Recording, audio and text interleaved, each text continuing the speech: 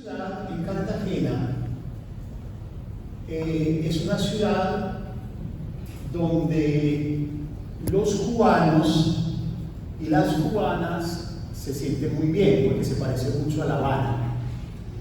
Y aquí muchos cubanos y cubanas han decidido venir a vivir porque hay mucha similitud, hasta climatológicamente hablando. Entre ellos llegó a Cartagena a vivir un ciudadano cubano, llegaron dos ciudadanos, Ligua María Evia y Rolando Pérez. Ligua era una mujer cubana cantante y el ser artista le permitía salir con facilidad de la isla, y Rolando era su mejor amigo. Ligua era una mujer lesbiana, Rolando era un hombre gay, pero ellos hicieron un matrimonio para poder salir, para que Ligua pudiera sacar a Rolando. Pero el propósito no era venirse a vivir a Colombia, sino que Rolando le acompañara en sus giras musicales, porque a Rolando le gustaba la música por afición. La primera ciudad que llegaron fue Cartagena, y fue tanto el enamoramiento de Rolando de Cartagena que dejó que Ligua siguiera su gira sola. Hoy Ligua es una cantante muy famosa en Cuba y Rolando se quedó aquí. Y empieza a buscar trabajo porque decide instalarse acá, pero no había trabajo. Las ciudades turísticas suelen ser con pocas ofertas laborales. Entonces se va a Bogotá, pero no le gustó el clima de Bogotá. Y se regresa aquí a Cartagena y consigue trabajo en una universidad que se llama Jorge Tadeo Lozano. Él había estudiado producción de radio y televisión. Y en esta universidad, Rolando empieza su ejercicio de docente, pero además, como tenía mucho tiempo libre y él componía música, empieza a ofrecerse a los colegios a componerles música, himnos, cantos infantiles, y rápidamente Rolando se convierte en una especie de estrella en Cartagena, porque era un hombre muy generoso. Y avanza el tiempo y Rolando consigue un programa en una emisora radial que la emisora se llama Confenalco Estéreo, y en esta emisora Rolando pone un programa los sábados que se llamaba Siempre Sábado, donde ponía música cubana, que es una música maravillosa. Y a Rolando le da, estoy hablando del año 2004, 2005, le da por empezar a hablar en este programa radial de que él es un hombre homosexual. Y las personas empiezan a decirle que se calle. Como era un programa que no podía llamar a pedir música, cuando él ponía de frente su orientación sexual, lo ridiculizaba. En el año 2006, como esta ciudad es tan caótica, porque es muy pequeñita y tiene mucha agua pero pocas calles, ustedes si no lo han visto porque están en el centro histórico y aquí está prohibido, pero por fuera de las murallas, en el centro histórico están prohibidas las motocicletas. El director de la agencia no podría venir aquí. Dentro del centro histórico solamente se permiten motocicletas de vendedores, pero fuera del centro histórico, ahorita que salgamos, van a ver que lo que más hay son motocicletas, porque es la forma más fácil de transportarse con este clima de más fresca. Pero Rolando se transportaba en una motocicleta, y aquí también hay una práctica, y es que la gente lleva a la gente en la motocicleta. Si yo voy solo, yo te monto y te llevo. La gente es muy generosa. Cualquier día alguien le pidió que le llevara 2006 en la motocicleta, y Rolando fue a llevarlo hasta su casa y le dijo: para aquí, y no era la casa del señor. Y cuando paró, el señor le dijo con molestia que le molestaba mucho que él usara los micrófonos para hablar de homosexualidad. Y Rolando dice que le dio algo de tomar. Rolando pierde el conocimiento y se queda ahí varias horas, después reacciona, pero este episodio nos lo contó después. Yo trabajaba en la Universidad Jorge Tadeo Lozano, era compañero de la Universidad de Rolando. Este episodio nos lo contó después. Eso fue en la Navidad de 2006. Finalmente, en febrero del 2007, el 23 de febrero, era un sábado, y ese día Rolando cumplía años, y ese día tenía programa en la radio. Su programa era a las 9 de la mañana. Eran las 9 y no llegaba, y era muy puntual, y no contestaba el teléfono. Entonces empezaron a llamar a todos los amigos de Rolando, porque además todo el mundo lo estaba buscando para felicitarlo por su cumpleaños.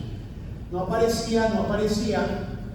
Alguien llamó al teléfono de quien en ese entonces era la pareja de Rolando y le dijo: a Rolando le pasó algo. Voy a ser claro, alguien llamó a la pareja de Rolando desde el teléfono de Rolando. Entonces la pareja contestó pensando que era Rolando. Hola Rolando, feliz cumpleaños. Y le dijo: no soy Rolando, ven a la casa de Rolando que pasó algo. Claro, esa persona salió corriendo, no le preguntó a quién, contestó quién fue. Llegó a la casa y la puerta estaba cerrada, llegó acompañado de otra mujer. La mujer entra primero y encuentra que Rolando está muerto. A Rolando lo mataron. La Navidad del 2006 nos habíamos ido con Rolando a conocer el Amazonas. Y él se compró una pieza artesanal de los indígenas en el Amazonas.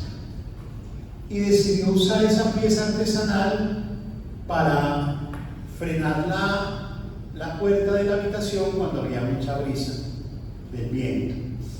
Con esa pieza artesanal le dieron 45 impactos en su cabeza hasta que le mataron. Eso fue lo que encontramos. Rolando tenía un solo hermano. En ese momento su único hermano hacía parte de la seguridad de Fidel Castro. No porque fuese cercano a Fidel, sino porque le tocó. Era un militar que prestaba servicio y lo habían designado a ese lugar. Cuando lo llamamos a decir que mataron a Rolando, pues claro, como él estaba al lado del presidente, logró activar una reacción de la Cancillería y le pidieron al comandante de policía de Cartagena que se pusiera al frente, porque era muy importante. El comandante se llamaba el general Carlos Mena. Carlos Mena llegó, pero también, como Rolando era periodista, estaban todos los medios, porque además en Cartagena casi no pasa nada. Es una ciudad muy tranquila, entonces la gente estaba angustiada. Y Mena llega al lugar de los hechos, ya habían acordonado el lugar, y Mena pregunta: ¿hay algún familiar de la víctima? Su pareja dice: soy yo. En ese momento no estaba aprobado el matrimonio igualitario en Colombia. En Colombia aprobó el matrimonio igualitario en el 2013, esto ocurrió en el 2007. Y le dice Mena: ¿y usted quién es? Y dice: su pareja. Y Mena dice: es la muerte de un maricón, el comandante de la policía. Para eso me hicieron venir. ¿Quién sabe qué estaba haciendo? Y se lo buscó. Eso quedó grabado en los medios que estaban haciendo un cubrimiento en directo, y Mena abandona el lugar de los hechos. Y en ese momento, esta ciudad, que es muy conservadora, la prensa, las autoridades y la opinión pública, durante 3 semanas empezaron a debatir qué tan malo era Rolando para que lo hubiese matado. Entonces, para los amigos de Rolando era un dolor. O sea, además de que teníamos el dolor de que nos lo mataron, ahora teníamos el dolor de que todo el mundo lo hacía responsable de su muerte por el solo hecho de ser un hombre homosexual. Nos parecía inaudito. Y decidimos 3 semanas después hacer una marcha por la dignidad de Rolando. Y la hicimos aquí por el centro histórico. Y terminamos en un lugar donde vamos a ir mañana. Y a ese lugar empezaron a llegar un montón de personas a levantar la mano y a decir: mire, yo tengo una amiga de trans y también la asesinaron. Mire, mi hija es lesbiana y también le hacen bullying. O sea, empezamos a descubrir que no era solo Rolando, que esta ciudad, a pesar de que posa de ser tan internacional, era una ciudad donde no había espacio para las personas LGBT. Y ahí decimos que esto no puede ser cierto. Y es cuando decimos, necesitamos hacer algo en memoria de Rolando. Porque Rolando nos decía una cosa. Yo todavía he trabajado en derechos humanos, yo trabajé en la Procuraduría. Y Rolando era un hombre muy miedoso. Todo le daba miedo. Yo recuerdo que él me decía que él no entendía. Él era muy inocente. Él decía, yo no entiendo por qué la gente se mata. O sea, cuando yo le contaba, mira, estoy estudiando este caso, yo no entiendo por qué se mata. Entonces, cuando Rolando lo matan era muy como injusto, o sea, como el que no entendía por qué matan, lo mataron. Y ahí nace Caribe Afirmativo. Nos ponemos el nombre por dos razones. Caribe, porque en ese momento Bogotá siempre ha sido una ciudad muy gay friendly. Pues tiene una alcaldesa abiertamente lesbiana. Y en Bogotá, no sé si ustedes vieron, es muy común las parejas del mismo sexo, los lugares, o sea, es temas superados. Según Naciones Unidas, somos el tercer mejor país en América para las personas LGBT, mejor que México, mejor que Canadá, mejor que Estados Unidos. Entonces, quienes apoyan las cosas LGBT, como solo van a Bogotá, decían, no, pues este país es ideal. Entonces, nosotros decíamos, no, es que hay que pensar lo LGBT desde las regiones, que no es lo mismo. Como pasa en España con otros temas. Hay temas que en Madrid están muy bien, en Extremadura están muy mal. Así pasa con los temas LGBT. Y como estábamos en la región Caribe, dijimos, bueno, pensemos lo LGBT desde el Caribe. Pero es que en el Caribe hay un asunto puntual. Ustedes llevan menos de 24 horas y se dieron cuenta que están como en otro país. Y lo van a ver todo el tiempo. La cultura, la gente. Si ustedes van a Haití, a República Dominicana, a Jamaica, a Cuba, es como esto. Hay un libro que se llama La Isla Encallada, de un autor que se llama Alberto Abello, que dice que el Caribe es una isla que se encalló al continente, pero que aquí sobramos, porque nos parecemos más a los dominicanos, a los haitianos, a los jamaiquinos, que son países profundamente afro, pero una construcción afro que repele la diversidad sexual. O sea, hay un imaginario que no puede ser afro y a la vez gay o lesbiana o bisexual o trans, porque eso va contra la cosmovisión afro. Entonces, eso hacía más difícil pensar lo LGBT aquí, porque es un territorio afro.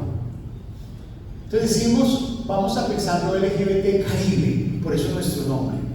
Hoy trabajamos más allá del Caribe, tenemos casa en Bogotá y trabajamos en otras regiones de Colombia, pero nos seguimos llamando Caribe porque es que en el imaginario de América Latina lo Caribe es lo que más nos conecta con África y lo africano es anti-LGBT. Y nos llamamos afirmativos porque la Constitución Política de Colombia, que es de las constituciones más modernas del mundo, les decía a ustedes en Bogotá. Yo estoy seguro, yo estudié ciencia política y mi tesis es sobre constitucionalismo en América Latina, y yo tengo una afirmación en mi tesis y la sigo sosteniendo, la tesis más moderna de América, la constitución más moderna de América Latina es la de Colombia. Bueno, Chile está haciendo una constitución, ojalá nos supere. Y la constitución nuestra, en el artículo 13, dice: todos los ciudadanos somos iguales, todos y todas. Y si alguno experimenta desigualdad, el Estado tiene que corregirlo de inmediato, activando acciones afirmativas. Y aquí al frente, en el Salón Pedro de Heredia, había otra reunión. Nada más y nada menos que el gobierno colombiano, el gobierno de Juan Manuel Santos, nuestro premio Nobel de Paz, pensando la ley de víctimas, porque ya tenían en la cabeza firmar la paz. Por ejemplo, antes de firmar la paz hagamos una ley de víctimas y la estaban discutiendo ahí. Y habían algunas personas de la sociedad civil.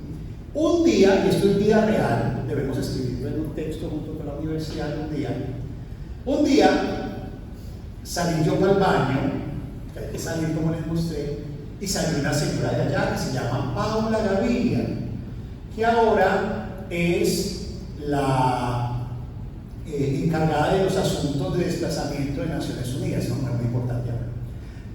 En ese momento era la asesora del presidente Santos y me dijo, ¿ustedes qué son allá? Y le dije, somos los LGBT. En América Latina se usa, no, en América Latina, en España también, en el mundo hispano se usa una palabra despectiva para hablar de los demás LGBT, que es los maricas. Entonces, una reunión de maricas, le dije a ella, me dijo, y se quedó pensando, me dijo, ¿quiere entrar a mi reunión? Le dije, ¿por qué? Me dijo, porque es una reunión en la que estamos pensando cómo el conflicto armado afecta a las personas y no tenemos maricas en esa reunión. Y le dije, pues vamos, y nos fuimos. No entendíamos nada, pero ¿saben por qué fuimos? Porque en el año 98 teníamos un presidente conservador que se llamaba Andrés Pastrana y era el punto más álgido de la confrontación armada. Y Andrés Pastrana, que no iba a ganar las elecciones por nada del mundo, el día antes de las elecciones, era el último en las encuestas, se fue para la selva y se encontró con el máximo dirigente de las FARC y se tomó una foto con él. Y dijo que si lo hacíamos presidente iba a conseguir la paz. Y estábamos tan cansados de la violencia que lo elegimos presidente. Estamos arrepentidísimos porque fue el mal presidente y no consiguió la paz. No le creímos. Y era el nivel de cansancio que teníamos en el conflicto. Pues bien, es un paréntesis que abrí para que me entiendan. Cuando Pastrana cuando ganan las elecciones, pide ayuda a la Unión Europea para firmar la paz, para conseguir la paz. La Unión Europea le dice, listo, yo lo apoyo, pero usted garantiza que la sociedad civil participe, porque era más afectada por el conflicto armado de 50 años. Dijo Pastrana, claro. Y dijo la Unión Europea, hagamos una cosa, pidámosle al gobierno de Noruega, que es especialista en paz, que le apoye a usted con la sociedad civil. Y se vinieron los noruegos para acá. Y ustedes saben que los noruegos son muy pro LGBT, fue el primer país que aprobó el matrimonio igualitario. Y le dijo al gobierno de Pastrana, sígueme la sociedad civil, y si llegó la sociedad civil, y no había ningún LGBT, eso no existía, en el 91, en el 98 eso aquí no se hablaba. Y los noruegos, los nórdicos dijeron, ¿dónde están los LGBT? No sabemos dónde están, no lo tenemos. Eso no hay aquí.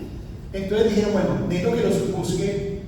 Entonces, en el periódico de mayor circulación de este país, que se llama El Tiempo, que es de la casa de Prisa, salió un aviso chiquitito, así chiquitito, como cuando se muere alguien.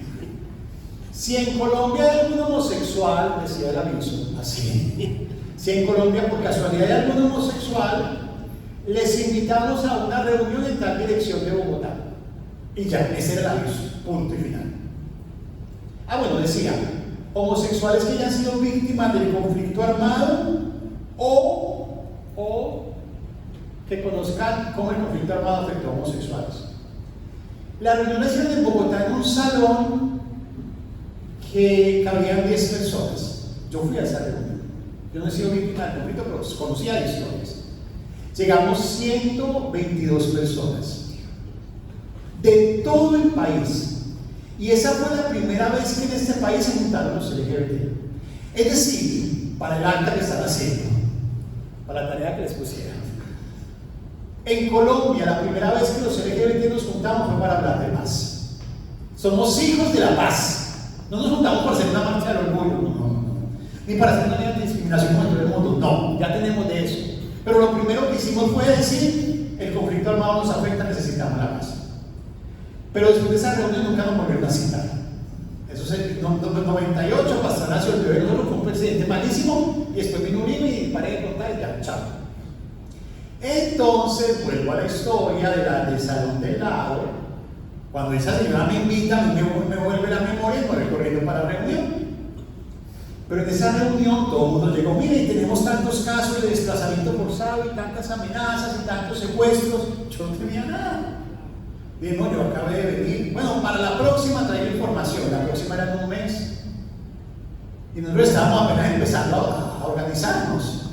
Y nos fuimos para una zona aquí cercana que se llama Los Montes de María, porque habíamos escuchado que allá había personas víctimas del conflicto armado y empezamos a recoger casos. Y seguimos participando en esas reuniones que duraron 2 años. ¿Y saben cuál fue el resultado de esas reuniones? La ley 1448. La ley 1448 es la ley de víctimas de Colombia. Y ese dato es clave porque yo sé que ustedes nunca van a dejar de amar a Colombia. La primera vez que este país habló de las personas LGBT en una ley fue la ley de víctimas. Es decir, la primera forma como este país lo reconoció es que éramos víctimas del conflicto armado. Por eso es tan importante hablar de esto para nosotras y nosotros. Después de eso, de la ley de víctimas habla de las personas LGBT. La ley de víctimas habla de la reparación de las personas LGBT. Creó un observatorio que documenta cuántas personas LGBT son víctimas del conflicto armado. Creó la primera institución estatal para atender a las personas LGBT. Después de eso dijo el gobierno, bueno, estamos listos, vamos a negociar con las guerrillas. Aquí teníamos 5 guerrillas, que ya les conté la primera reunión, pero quedaban 2 fuertes, las FARC y el ELN, y se convoca al diálogo en La Habana, con las 2 que quedaban vigentes. El ELN finalmente decide no participar, pero está la política participando con Petro. Pero nos interesaba mucho que fuera la FARC, porque era la más grande y era la que tenía mayor presencia. Y se decide que sea en La Habana. Entonces las FARC nombra negociadores y el gobierno nombra negociadores. Esta parte se las conté ya, entonces voy a ir muy rápido para no repetirme. Y fueron puros negociadores hombres. Y el movimiento de mujeres dijo, ¿qué? O sea, los hombres hicieron la guerra y ahora estos machos pretenden hacernos la paz, háganme el favor. Y salieron las mujeres a protestar. Me encanta el movimiento de mujeres. Pero los machos negociadores, que también son bien jodidos, dijeron, bueno, vamos a crear puestos adicionales para las mujeres. Es decir, no fueron capaces de renunciar a su privilegio patriarcal, sino que crearon puestos adicionales para las mujeres. Eran 7 y 7 negociadores, 14. Crearon 10 puestos más. 10 para las mujeres. Les dije, estaban en la ánima, me decía, bueno, manden 10 mujeres de Colombia, pónganse de acuerdo. Y como era difícil poner de acuerdo el movimiento social para elegir representantes. Y las mujeres, en un acto que yo admiraré toda mi vida, dijeron, ¿saben qué? Vamos a ocupar solamente 9, porque el número 10 es para el movimiento LGBT. Y además las mujeres dijeron que fuera Caribe afirmativo. Y yo tuve el privilegio de estar en la negociación con las FARC, en La Habana. No porque hayan invitado al movimiento LGBT. De hecho, ustedes no saben lo que costó. La gente me miraba como un bicho raro, pues digo la gente de las FARC y el gobierno, porque ellos esperaban 10 mujeres. Claro, yo hubiera preferido que hubiese sido una mujer lesbiana, bisexual o trans, pero también tenía que ver con la experticia, con mi formación, pues porque yo estudiaba ciencia política, conocí el conflicto armado. Pero era muy difícil porque la FARC decía, ¿nosotros homofóbicos? Si nosotros somos Robin Hood, buscamos el bien común, nos gustan los derechos humanos. Y el gobierno decía, ¿nosotros homofóbicos? Era un gobierno liberal de Juan Manuel Santos, y nosotros leemos a Simón de Beauvoir y decimos todas, todos y todes. No somos homofóbicos. Entonces era decir, sí señores, y era llevarnos a decir, mire que sí, mire que sí, mire que sí, y empezamos a documentar. Y aparece nuestro acuerdo de paz, que se firmó en esta ciudad maravillosa. Y es el primer acuerdo de paz en el mundo mundial que habla de las personas LGBT. El primero y el único. Digo mucho, ustedes también, eso lo heredan con ustedes. Nuestro acuerdo de paz son como 28 tomos, es una locura. pero dice muy bonito, dice, el conflicto armado afectó de forma desproporcional a las personas LGBTIQ+. La paz debe garantizar su vida digna, eso es lo que dice, pero eso es fuerte. Y a partir de eso, toda la infraestructura de la paz decide incluir a las personas LGBT, que es la G con la que ustedes se vieron, la unidad de búsqueda con la que ustedes se vieron. No se vieron con la Comisión de la Verdad, porque ya entregaron el informe y estamos ahora en el seguimiento, pero yo hago parte de la Comisión de la Verdad, así que se están viendo con la Comisión de la Verdad. Y todo lo que se creó en la paz debe garantizar la superación de los derechos de las personas LGBT. Y termino con algo ya para ver el documental. Por supuesto, son trajo enemigos. Enemigos no solamente tienen ustedes en el Parlamento con Vox. Aquí teníamos un procurador que era recalcitrante y demandó el acuerdo de paz por decir LGBT. Dijo que eso era ideología de género. Dijo que íbamos entonces, que eso significaba que la paz era sinónimo de que todo el mundo se iba a volver homosexual, de que íbamos a hacer daño a la universidad. Mira, lo que dicen en todas partes, ustedes van a escuchar en España. Y ocurrió algo loquísimo. Yo me acuerdo mucho de José Ángel, porque el día que firmamos la paz aquí en Cartagena estábamos muy bonitos, todos vestidos de blanco, vino Ban Ki-moon, y fue muy bonito porque las FARC nos trajo un regalo a todos. Y es que fundieron sus armas e hicieron lapiceros, bolígrafos, plumeros. Entonces, ese día todo el mundo nos entregaron un plumero que era fruto de un arma de fuego y era muy simbólico. Y eso fue en el camellón, donde les mostré dónde quedaba el mercado, ahí fue donde se firmó la paz. Y escúcheme, pero nos emocionamos. Yo me acuerdo que José Ángel me llamó, yo no podía hablar porque estaba llorando y me decía, ¿pero por qué lloras, tío? Y le dije, ¿cómo que por qué lloro? O sea, yo nací en medio del conflicto, mi papá murió y no pudo ver la paz. Yo estoy siendo testigo de algo que los colombianos nunca pensamos que íbamos a tener, que era la paz. Y firmamos la paz el 2 de octubre del 2016. Pero nuestro presidente, que era un poco divo, dijo, yo les voy a demostrar que lo que yo hice tiene el respaldo del pueblo colombiano. Hagamos un referéndum por la paz. El presidente está loco, lo acabamos de firmar. No importa. El domingo convoco a todos los colombianos a las urnas a que digan que están de acuerdo con la paz. Presidente, eso es un riesgo. Donde digan lo contrario se cae el acuerdo. No van a decir lo contrario. La derecha fueron 4 días para hacer elecciones, una locura. Y en esos 4 días la derecha, que es buenísima para crear noticias falsas, inventó un montón de noticias falsas, invadió los medios de comunicación. Y los que creíamos en la paz, seguíamos en la gloria de que ya tenemos la paz, y no hicimos ninguna campaña y perdimos el plebiscito por la paz.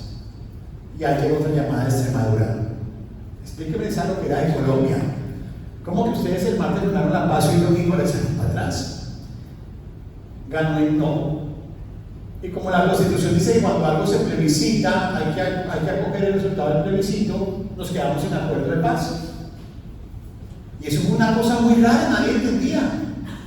Le tocó al presidente volver a llamar a la mesa de negociación y volver a hacer otra firma del acuerdo de paz ahora en Bogotá y quedarse calladito.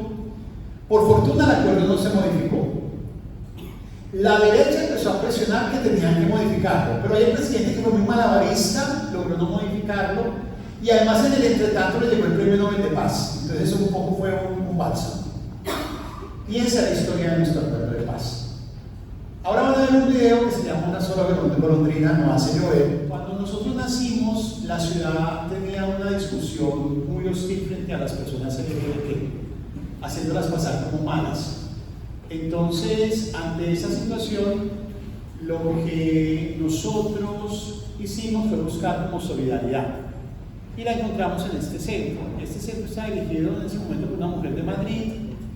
Y claro, nosotros estábamos medio solos. Entonces ella nos empieza a buscar como aliados. Y en la búsqueda de aliados nos presenta la Fundación Triángulo.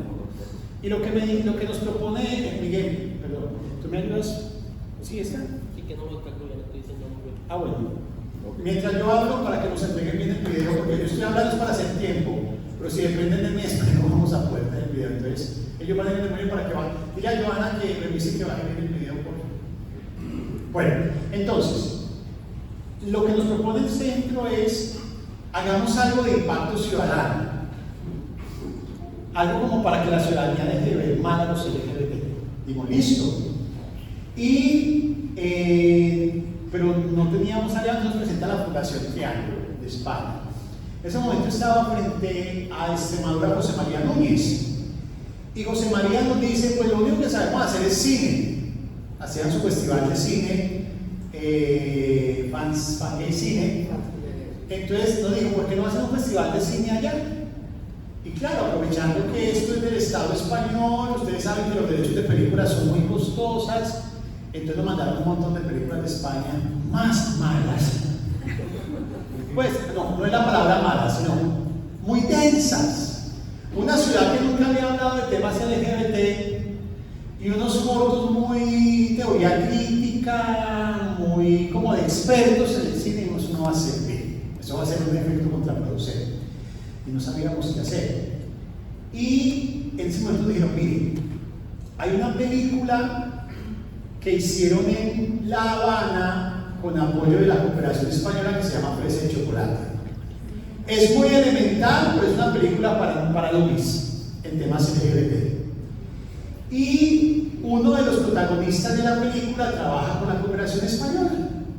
Lo contactamos, vino para acá, se me olvidó ahorita su nombre, vino hasta Cartagena, porque estamos muy cerca de La Habana, y presentamos la película. Aquí hay un teatro, la directora era una mujer muy interesante, se llama Lidia, no me acuerdo su apellido, ahora trabaja en el Museo Reina Sofía, y Lidia dijo, hagámoslo en un lugar bien espectacular. Aquí hay un teatro que se llama Adolfo Mejía, que vamos a pasar por él en la tarde, donde caben aproximadamente 800 personas. Y le dijimos, vamos a hacer el ridículo, no más de 800 personas. Vamos para allá, porque además era la película y Cineforo. Y nos fuimos para allá y llegaron 982 personas, porque además aparece, es de esos teatros que te etiqueta cada que entras, entonces aparece el ejercicio. Y eso salió en todos los medios de la ciudad, y los medios titulaban Cartagena por primera vez habla de diversidad sexual. Entonces, claro, vino Triángulo y ahí hicimos nuestra relación con Fundación Triángulo de Extremadura. No sabíamos dónde quedaba Extremadura, lo confieso. Pero José María se quedó muy impresionado cuando vino de ver un montón de extremeños en la calle, pues estatuas, y nombres, y apellidos. Y me dijo, ¿ustedes tienen relación con Extremadura? Y le dije, ni idea, no conozco Extremadura. Entonces, es cuando decimos, tenemos que seguir haciendo cosas, porque José María decía, eso se parece a Extremadura en el sentido de que estamos muy lejos del centro, ustedes están muy lejos de Madrid. Entonces decía José María, así nos pasan los temas LGBT en España, que creen que porque Madrid lo consiguió Extremadura. Y seguimos siendo amigos, y en el año 2017 creo, 2017, sí, decimos, vamos a proponerle a la cooperación extremeña que nos acompañe. Y bueno, y lo primero que le proponemos a la cooperación extremeña es un ejercicio muy bonito que se llama Enderezas.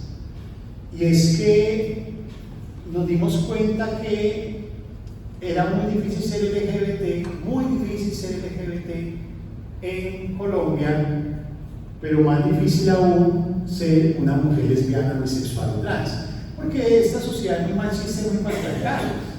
Entonces negocia más fácil con nosotros los gays, pero cuando ya tú eres una mujer lesbiana, eso es diferente. Entonces la primera propuesta que le hicimos a la cooperación extremeña es, hablemos de las barreras de las mujeres LGBT, se llamó Enderezas, fue muy bonito, tenemos también un documental de Enderezas, después se los mandamos cuando vean las maneras para que lo vean. Y en el marco de estar haciendo Enderezas aparece la Declaración de Mérida. Y la declaración de Mérida para nosotras y nosotros es muy importante por tres cosas. Primero, porque es una cooperación consciente. En América Latina, particularmente en Colombia, hay mucha cooperación LGBT estadounidense. La cooperación estadounidense es una cooperación diferente, porque es una cooperación más en lógica estadounidense. Y la cooperación extremeña era una cooperación más del tú a tú, era una cooperación más fraternal, más... Y cuando la declaración de Mérida aparece, se lee así. En la declaración de Mérida ustedes entienden que la cooperación asume la cooperación como un asunto también de formarse, de aprender, de recoger, de reinventarse. O sea, nos estaban tratando como iguales. Porque la cooperación en América Latina tiene un problema, y es que históricamente ha sido muy asistencialista y jerárquica, y era otro tipo de cooperación. En segundo lugar, es importante la declaración de Mérida porque es una declaración que habla de las personas LGBT.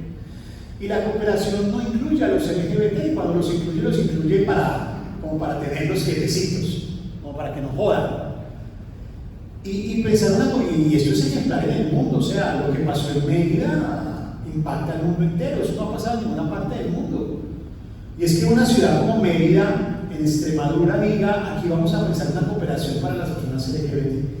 Y el tercer ejercicio que ocurre en el entretanto entre esas es que nos damos cuenta que la cooperación también ayuda a desaprender. Y eso es muy importante porque se empiezan unos diálogos horizontales. Nosotros tenemos aquí gente expatriada, que están en Barranquilla, pues no les pueden ver. Bueno, y están ahorita en Mérida, están en Extremadura ahorita porque llegan en mayo. Pero Fundación Triángulo y Caribe trabajamos como dos más, no es como Triángulo le dice a Caribe que tiene que hacer, no creo que es todo lo contrario. Caribe le dice a Triángulo camine por aquí, porque tenemos la experiencia del territorio. Y eso lleva a resultados tan significativos como que Extremadura ya priorizaba a Colombia. Además lo priorizaron en un momento importantísimo de implementación del acuerdo de paz, lo que les decía yo en Bogotá. Cuando firmamos la paz, la cooperación se fue al otro día, porque creían que todo estaba listo. Está listo y Extremadura ahí lo afincó. Entonces, situaciones como esas nos fueron fortaleciendo la relación. Hoy, yo puedo resumir en 5 los resultados de la cooperación extremeña. Primero, presentamos varios informes a la Comisión de la Verdad. En el capítulo Mi Cuerpo en la Verdad, que es el capítulo de género de la Comisión de la Verdad, de los 12 capítulos, es gracias a la cooperación extremeña. Segundo, somos el único país en el mundo en posconflicto que está buscando a personas LGBT dadas por desaparecidas. Gracias. Somos el único país. ¿Qué pasó?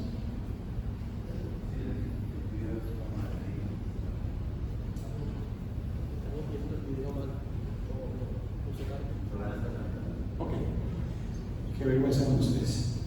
El segundo hallazgo es que somos el único país en posconflicto que está buscando personas dadas por desaparecidas con enfoque diferencial. El tercer resultado con la cooperación extremeña es que hemos puesto a las mujeres LGBT en el centro de la agenda, cuando históricamente suelen estar en el centro los hombres. El cuarto resultado es la asistencia humanitaria en pandemia. En pandemia no sabíamos qué hacer, teníamos que hacer talleres, publicar libros, hacer investigaciones, y no nos podíamos mover. Este fue el país de América Latina que tuvo la cuarentena más larga, de mayo a octubre, encerrados. Y en esa época se ejecutaban los proyectos, y con la cooperación extremeña decidimos cambiar investigaciones, talleres y eventos por comida. Y creamos los comedores comunitarios. Fue un ejercicio muy bonito, porque por esa misma época de la pandemia estaban llegando los venezolanos y las venezolanas. Entonces era un asunto como de asistencia humanitaria muy significativo. Y el último logro, creo yo, que hemos tenido con la cooperación extremeña tiene que ver con la incidencia de gobiernos locales. Porque todo el mundo le hace incidencia al presidente. Allá anda por España nuestro presidente. Todo el mundo le hace incidencia al presidente y al Congreso, y eso está bien, hay que hacerlo. Pero nadie hace incidencia al alcalde, al gobernador, al diputado, que son los que toman decisiones en lo local, que es por donde empiezan las violaciones de los derechos humanos. Y con Extremadura, sin descuidar la incidencia al gobierno nacional, nos hemos entendido con el gobierno local. Entonces, por ejemplo, la última visita de visión que tuvo Extremadura, fuimos a los pueblos de los Montes de María, que hay unas fotos, en el folletico hay una foto donde se ve José Ángeles César al lado de un caballo. Eso es en un pueblo que se llama el Carmen de Bolívar. Es un pueblo rural, pero es un pueblo de muchas personas LGBT y hay mucha violencia y hay muchas víctimas de conflicto armado. Mira cómo trabajamos con ese alcalde para que trabaje bien con las personas. Entonces creo que esos son los resultados. Y yo termino mi respuesta dándole dos partes de tranquilidad, sabiendo que estoy hablando con ciudadanía extremeña, porque si bien en carnes de la cooperación, pues mayoritariamente ustedes son de ciudadanas extremeñas. Las veces que he ido a Extremadura, que para mi fortuna han sido muchas, siempre escucho una frase de la cooperación que dice: cada euro de los extremeños vale, y hacen una reflexión muy bonita sobre el significado del euro en la cooperación. Nosotros y nosotras somos la muestra de que la cooperación vale. Y no digo nosotras como personas, este país. Por eso, llévese toda esta riqueza que han visto del país, eso que ustedes vieron de la unidad de búsqueda, la magistratura en la JEP, las organizaciones lo que han habido estos días, es resultado de la cooperación. O sea, ustedes están viendo la cooperación tangible, ahí está. Y lo segundo es que la cooperación cambia vidas, sobre todo la vida de las personas más desfavorecidas. Es que la sociedad no quiere romper la dinámica de la inequidad, no la quiere romper. O sea, es increíble América Latina, como es de rica. O sea, la riqueza agrícola que tenemos en América